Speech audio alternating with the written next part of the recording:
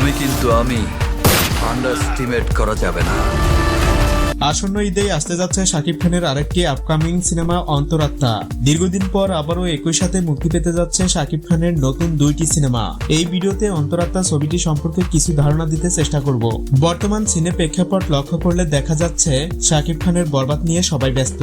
বরবাদ নিঃসন্দেহে ভালো সিনেমা, এ ব্যাপারে কোনো সন্দেহ নেই, বাট অন্তরাত্মা যে খারাপ সিনেমা হবে এটা বলা যাবে না। মেনে নিচ্ছি ছবিটি রোমান্টিক স্যাড স্টোরি গল্পের সিনেমা। শাকিব খানের পূর্বে যতগুলো স্যাড স্টোরি নির্ভর সিনেমা ছিল সবই ছিল সুপারহিট, এটা ভুলে গেলে চলবে না। তাই বলাই যায় বরবাদের পাশাপাশি অন্তরাত্মাও সুপারহিট হওয়ার সম্ভাবনাটাও অনেক বেশি।